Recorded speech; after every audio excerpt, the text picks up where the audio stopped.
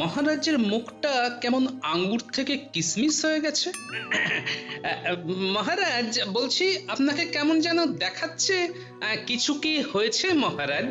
কি আর বলি বলো তো গোপাল, নবাবের কাছে আমি প্রতি বছর একটা কর প্রদান করে থাকি। এবার কোনো কারণে আমার যদি অর্থের প্রয়োজন পড়ে, তবে আমি সেখান থেকে প্রয়োজন মতো অর্থ নিয়ে নিজের সমস্যাটা নির্মূল করতে পারি। হ্যাঁ, এই কথাটা তো আমি জানি। তাহলে সমস্যাটা কি হয়েছে?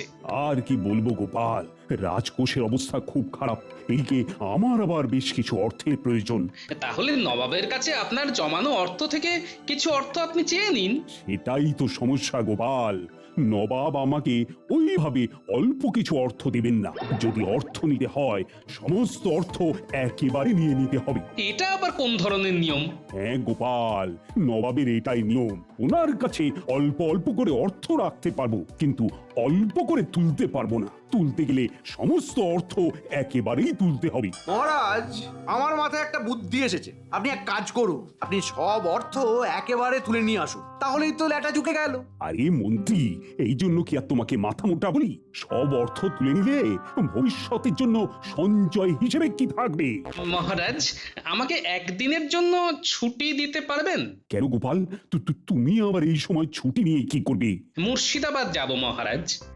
মুর্শিদাবাদ? কিন্তু কেন? নবাবের থেকে আপনার প্রয়োজনীয় অর্থ নিতে। হ্যাঁ, তুমি পারবে গোপাল? দেখুন না, পারি কি পারি না। আপনি শুধু আমাকে একদিনের ছুটি দিন, আর নবাব বাহাদুরকে একটা পত্র লিখে দিন, ব্যাস। আপনাকে আর চিন্তা করতে হবে না। আপনি মনে করুন আপনার কাজ হয়ে গেছে। ঠিক আছে গোপাল, ঠিক আছে। দেখো, তুমি যদি পারো, তোমার উপর আমার ভরসা আছে। তুমি তাহলে কবে যাচ্ছ? শুভ কাজে দেরি করে লাভ নেই মহারাজ, কাল ভোর ভোরই বেরিয়ে পড়ব।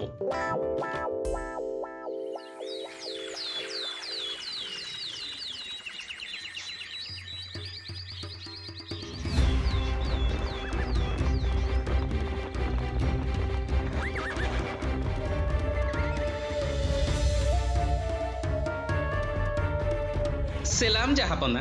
আরে গোপাল যে, তুমি হঠাৎ? একটা পত্র নিয়ে এসেছি জাহাপনা। পত্র?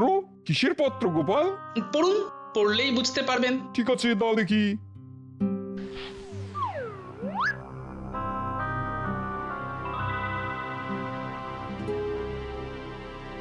ও, তাহলে কৃষ্ণচন্দ্র তার জমানো সব অর্থ ফেরত চাইছে? আগে জাহাপনা, আপনি তো আর মহারাজকে অল্প কিছু অর্থ ফেরত দেবেন না, তাই বাধ্য হয়ে ওই পুরোটাই একেবারে তুলে নিতে হচ্ছে। বেশ, উজির, গোপালকে কৃষ্ণচন্দ্রের সমস্ত অর্থ বুঝিয়ে দাও। আজ্ঞে জাহাপানা। 10,001, 10,002, 10,000। ওরে বাবারে, ওরে বাবারে, এতগুলো মোহর গুনতে গিয়ে আমি যে পুরো হাঁপিয়ে গেলাম। গুনুন গুনুন গুনুন, এক মোহরও যেন এদিক ওদিক না হয় উজির মশাই। নিন জাহাপানা, গোপালকে সব বুঝিয়ে দিন। এই নাও 4টে থলেতে 5,000 করে করে ভাগ করে দিলাম। যাক বাবা, অবশেষে মোহর গোনা শেষ হলো। নাও নাও গোপাল, সব বুঝে নাও। হ্যাঁ জাহাপনা, ঠিক আছে। নিন জাহাপনা, এই 3 থলে মানে 15,000 মোহর আবার মহারাজের খাতায় জমা করে দিন। হ্যাঁ, তার মানে? আমার 5,000 মোহর দরকার ছিল, আমি নিয়ে নিয়েছি। বাকিটা আমি আবার জমা করে দিতে চাই। আর আপনার তো নিয়মেই আছে, অল্প মোহর তুলতে পারবো না, তবে অল্প মোহর জমা করতে পারবো। নিন নিন, এই মোহরগুলো জমা করে নিন, আমাকে আবার কৃষ্ণনগর যেতে হবে। তুমি যখন 5,000 মোহরই নেবে, তাহলে এত কষ্ট করে আমাদের দিয়ে এত মোহর গোনালে কেন? গোপাল, তোমার কথা শুনে তো আমার হৃদয়টা একেবারে ধুকপুক করছে। উজির মশাই, এতে আমি কি করতে পারি বলুন? জাহাপনাই তো বললেন অল্প কিছু অর্থ দেবেন না, তাই আমাকে এই পথ অবলম্বন করতে হলো। বাবা, এ তো পুরো ভয়ঙ্কর ব্যাপার। না না না না, গোপালকে বেশি কিছু বলে লাভ নেই। দেখা গেল বুদ্ধি খাটিয়ে আবার কিছু একটা করে বসলো। আচ্ছা, ঠিক আছে ঠিক আছে, গোপাল তুমি কৃষ্ণনগরে ফিরে যাও। আমি কৃষ্ণচন্দ্রের নামে এই 15,000 মোহর জমা করে রাখবো, ঠিক আছে?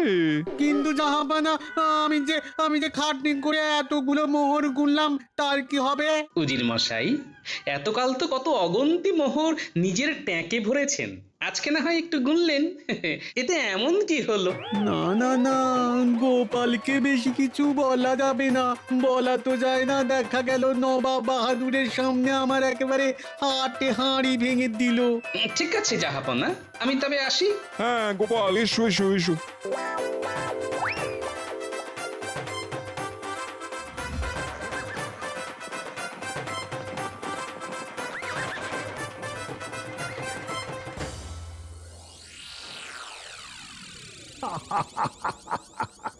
সত্যি গোপাল, তোমার মাথায় কিছু বুদ্ধি আছে।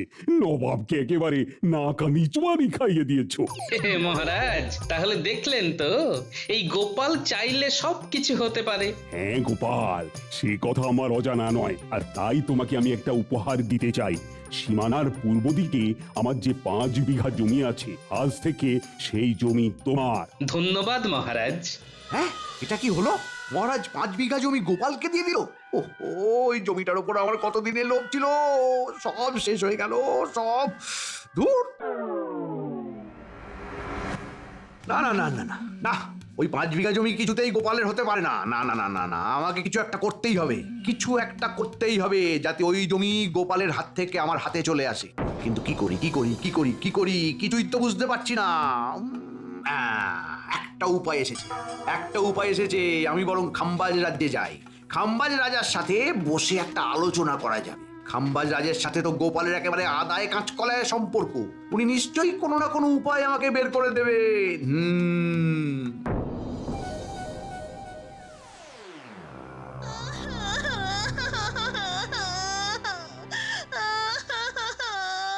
আরে এইভাবে কাঁদছিস কেন? কি হয়েছে সেটা তো বল। পিতা, আমি আর স্বামীর সংসার করব না। আমি এখন থেকে তোমার এখানেই থাকবো। উমা, সে কি কথা? তুই এখানে থাকবি মানে? শ্বশুর বাড়িতে আমার মন বসছে না পিতা, তাই তাই আমি ওই শ্বশুর বাড়িতে থাকবো না। তা বললে কি আর হয়? খাম্বাজ রাজার কন্যা শ্বশুর ঘর করতে পারেনি জানলে সবাই কি বলবে বলতো? যে যাই বলুক, আমি আমার সিদ্ধান্ত নিয়ে নিয়েছি। আমি কিছুতেই শ্বশুর বাড়িতে ফিরে যাব না। হ্যাঁ, এইবার কি হবে? সবাই যদি জানতে পারে আমার মেয়ে বিবাহ বিচ্ছিন্ন, তাহলে তো আমার মান সম্মান একেবারে ধুলোয় মিশে যাবে। উফ, কি যে করি। তাহলে এই ব্যাপার, একটা ভালো সুযোগ হাতে এসেছে। এই সুযোগটারই সদ্ব্যবহার করতে হবে। আর এই সুযোগেই ওই বেটা গোপালেরও একটা ব্যবস্থা করতে হবে। মহারাজ, আমার প্রণাম নেবে। আরে কৃষ্ণনগরের মন্ত্রী যে, তো তুমি হঠাৎ? মহারাজ, একটা আর্জি নিয়ে এসেছিলাম। আরজি? কিসের আরজি? খবর পেলাম আপনার মেয়ে বিবাহ বিচ্ছিন্ন হয়েছে। এর মধ্যে কৃষ্ণনগরের মন্ত্রীর কানে খবরটাও চলে গেছে। হ্যাঁ, হায় হায় হায়, এইবার কি করব? হ্যাঁ, এইবার কি করব আমি? মানে তুমি কি করে জানলে? খবর কি আর চাপা থাকে খাম্বাজ রাজ? আমার কানে সব খবরই এসে পৌঁছায়। চন্দ্র সূর্যেও যদি কিছু হয়, তবেও সেটা আমার কানে এসে পৌঁছাবে। শোনো, বলছিলাম কি, তুমি যখন জেনেছো, মানে জেনেই ফেলেছো, তখন আর কাউকে বলো না কিন্তু মন্ত্রী। তাহলে আমার মান সম্মানের ছিটে ফোঁটাও আর বেঁচে থাকবে না। আরে মহারাজ, আপনি চিন্তা করবেন না। আপনার মান সম্মানের ছিটে ফোঁটাও নষ্ট হতে আমি দেব না। আরে সেই জন্যই তো আমার আপনার কাছে আসা। আরে তুমি কি বলতে চাইছো একটু খোলসা করে বলো তো মন্ত্রী। আমি তো তোমার কোনো কথাই বুঝতে পারছি না। মহারাজ, আপনি গোপালের সাথে আপনার মেয়ের বিবাহ দিয়ে দিন, দেখবেন সব দিক থেকে ভালো হবে। হ্যাঁ, কি বলছো তুমি মন্ত্রী? গোপালের সাথে আমি আমার মেয়ের বিয়ে দেবো? এত বয়স্ক একটা লোকের সাথে আমি কেন আমার মেয়ের বিয়ে দেবো? হ্যাঁ, তাছাড়া গোপাল তো বিবাহিত। মহারাজ, আরে গোপাল বিবাহিত তো কি হয়েছে? বিবাহ বিচ্ছেদ করতে আর কত সময় লাগবে? আর একটা কথা বলছি, কিছু মনে করবেন না। আপনার মেয়ের একবার বিবাহ বিচ্ছেদ হয়েছে, এরপরে তো কোনো রাজপুত্র আর বিবাহ করতে আসবেও না। এই কথাটাও তুমি ঠিকই বলেছো মন্ত্রী। আর গোপালের কাছে এখন অনেক সম্পত্তিও আছে।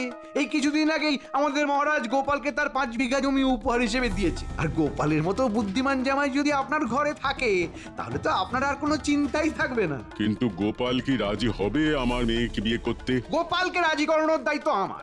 আপনি শুধু আমাকে কথা দিন যে বিয়ের পর গোপালের ওই 5 বিঘা জমি যেন গোপাল আমার নামে করে দেয়। আচ্ছা, সে না হয় হবে। তুমি গোপালকে তো আগে রাজি করাও। গোপালকে এমন ফাঁদে ফেলবো যে গোপাল রাজি না হয়ে যাবে কোথায়।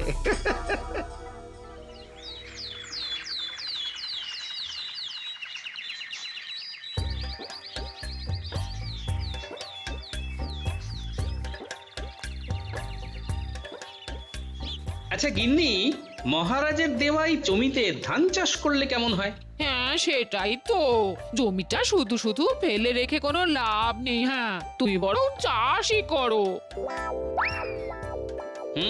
সেটাই ভাবছি বুঝলে।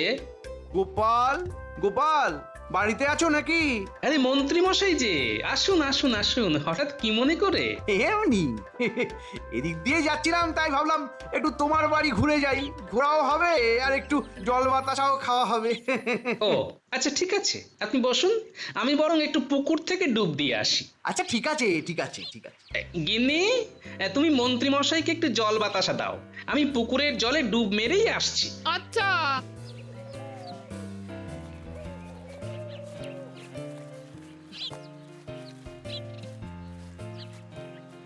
এই দাঁড়ান মন্ত্রী মশাই, আমি আপনার জন্য একটু জল বাতাসা নিয়ে আসছি। হ্যাঁ আচ্ছা ঠিক আছে, আমাকে যেভাবেই হোক গোপালের রান্নাঘরে পৌঁছতে হবে।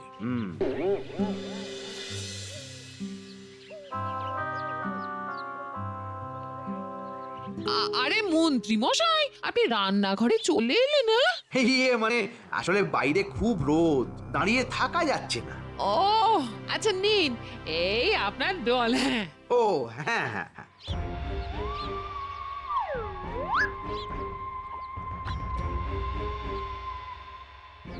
ইস, জলটা তো একদম গরম হয়ে গেছে। গরম হয়ে গেছে, কিন্তু আমি তো মাটির কলসি থেকে আপনাকে জল দিলাম। মাটির কলসিটার কি দোষ গোপাল গিন্নি, বাইরে যা গরম। তুমি বরং এক কাজ করো, তোমাদের বাড়ির কাছেই যে কুয়োটা আছে ওখান থেকে একটু জল নিয়ে এসো। কুয়ো থেকে? আচ্ছা ঠিক আছে, দাঁড়ান তবে, দাঁড়ান দাঁড়ান।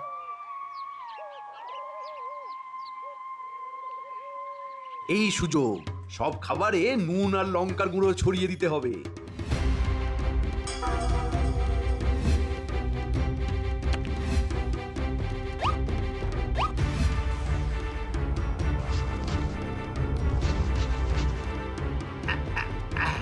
ব্যাস, রান্নাঘরের কাজ শেষ। গোপাল আর গোপাল বউয়ের মধ্যে ঝগড়া লাগানোর বীজ পুঁতে দিয়ে গেলাম। এইবার শুধু বীজ থেকে চারা গাছ হওয়ার অপেক্ষা। না যাই, এইবার এই ঘর থেকে বেরিয়ে পড়ি।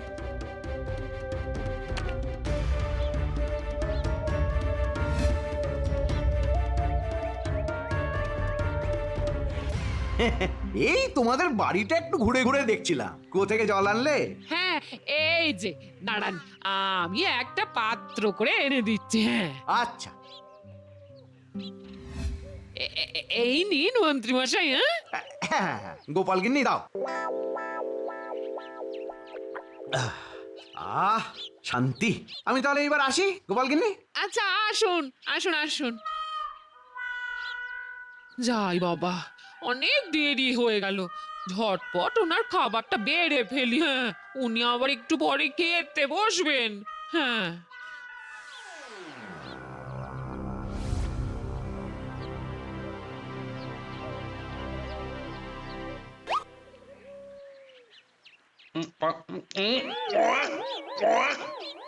ও এটা কি রান্না করেছো? উফ বাবা, কি ঝাল! উফ, ঝাল?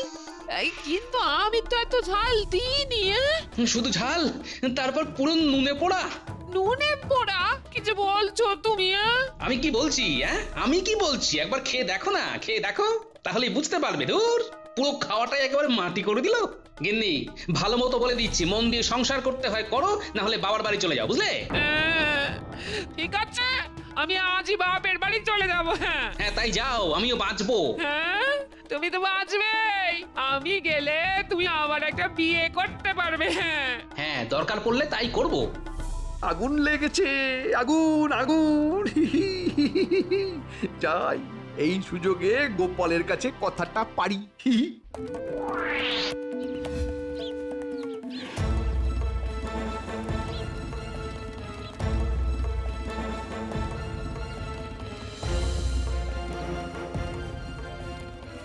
আরে গোপাল, তুমি এখন এই পথে? কিছু না, এমনি বেরিয়েছি একটু। না না, কিছু তো একটা হয়েছে। কি হয়েছে আমাকে বলো না গোপাল। আরে আরে, আমি তো তোমার দাদারই মতো। হ্যাঁ, কি গিন্নির সাথে ঝামেলা হয়েছে নাকি? বুঝি বুঝি বুঝি গোপাল, দীর্ঘদিন একসাথে থাকতে থাকতে এইরকম একটু আধটু হয়। তুমি এক কাজ করো গোপাল, তুমি হ্যাঁ, তোমার গিন্নিকে ছেড়ে দাও। গিন্নিকে ছেড়ে দেবো? কি বলছেন কি মন্ত্রীমশাই? হ্যাঁ, ঠিকই তো বলছি।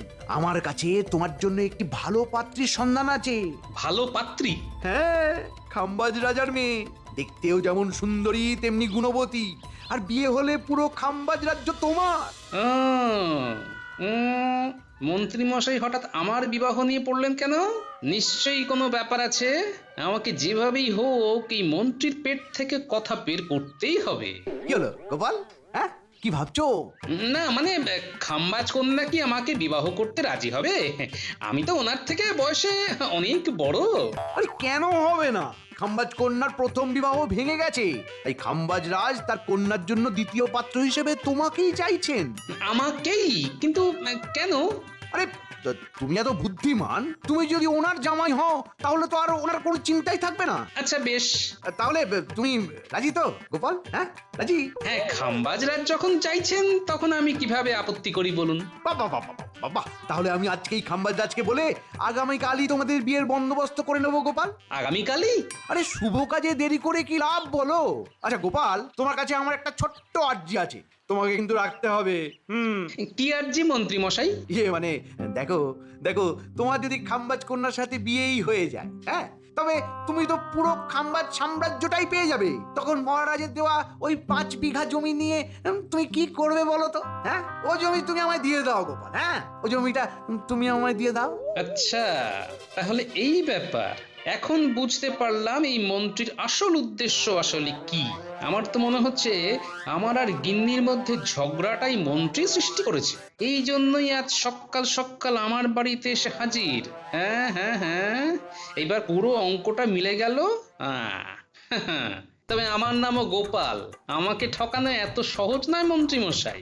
ভণ্ড মন্ত্রীর বিয়ে আমি পণ্ড করেই ছাড়বো। হ্যাঁ হ্যাঁ। কি গোপাল, হ্যাঁ রাজি তো? রাজি? এত সুন্দর প্রস্তাবে রাজি না হয়ে উপায় আছে বলুন? ব্যাস ব্যাস, তাহলে তো হয়েই গেল। আমি কালকেই তাহলে তোমার আর খাম্বাজ কন্যার বিয়ের ব্যবস্থা করছি। একদম।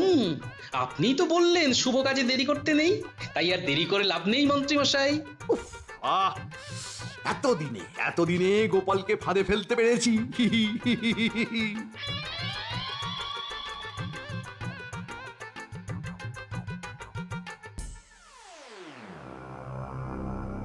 কি হলো কি মন্ত্রী, কোথায় তোমার গোপাল? এখনো আসছে না কেন? মানে বুঝতে পারছি না মহারাজ, এখনো কেন গোপাল আসছে না বুঝতে পারছি না।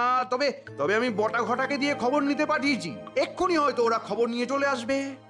আরে ওই তো বটা ঘটা চলে এসেছে। কে গোপাল কোথায়? গোপালটা তো বিয়ে করতে আসবেন না মন্ত্রী মশাই। এই রে মাটি করেছে। কে মানে আসবে না মানে? হ্যাঁ, গোপাল দাদা বললো সে বিয়ে করতে আসবে না। পিতা, তাহলে আমার বিয়ে হবে না। আরে মা, দাঁড়া দাঁড়া দাঁড়া, তুই কাঁদিস না। এই কি হলো কি মন্ত্রী? তুমি যে বললে গোপাল বিয়ে করতে রাজি হয়ে গেছে, আমি তো তোমার কথা শুনে বিয়ের সমস্ত আয়োজন করলাম। এখন বিয়ে করতে আসবে না, এর মানেটা কি? আমি তো কিছুই বুঝতে পারছি না মহারাজ। গোপাল নিজে আমাকে কথা দিল যে সে আপনার কন্যাকে বিয়ে করতে রাজি, আর আমাকে 5 বিঘা জমি দিতেও রাজি। গোপাল দাদা বললো সে বিয়েও করবে না আর জমিও দেবে না, কারণ ওই জমি নাকি গোপাল দাদা তার গিন্নির নামে করে নিয়েছে। হ্যাঁ, জমিটা ওর গিন্নির নামে দিয়ে দিল।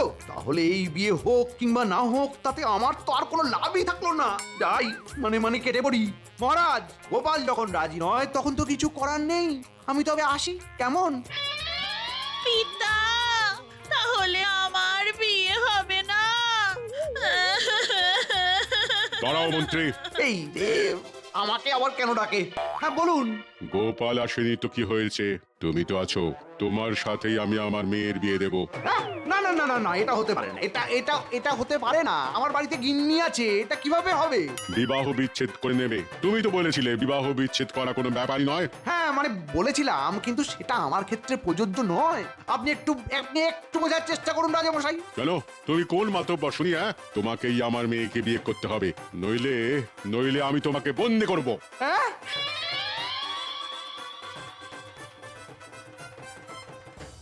এ কি গিন্নি তুমি? আমি তোমার তো সাহস মন্দ নয়, তুমি আমাকে ছেড়ে অন্য কাউকে বিয়ে করছো। হ্যাঁ? ইয়ে মানে বিশ্বাস করো আমি এই বিয়ে করতে চাইনি, কিন্তু তোমাকে কে খবর দিল? আমি মন্ত্রী মশাই। গোপাল তুমি? আরে আরে আরে, ওই তো আমার বর। বর বর, আমাকে ক্ষমা করে দাও। না না, তোমাকে ক্ষমা চাইতে হবে না, তুমি শুধু আমার সাথে আমার রাজ্যে ফিরে চলো। দেখি জামাই তুমি, আরে তোমাকে কে নিয়ে এলো? আমি মহারাজ। গোপাল তুমি? হ্যাঁ মহারাজ, চোখের সামনে এত বড় সর্বনাশ তো আর হতে দিতে পারি না, তাই সবাইকে নিয়েই চলে এলাম। পিতা, আমি আমার বরকে পেয়ে গেছি, আমি ওকেই এবার বিয়ে করব আর আর ওর সাথেই থাকবো। হ্যাঁ গোপাল তুমি আজ আমায় জোর বাঁচালে গো, না হলে যে আমার কি হতো। এইরকম ভুল দ্বিতীয়বার করবেন না মন্ত্রী মশাই, তখন কিন্তু এই গোপাল আর আপনাকে বাঁচাবে না।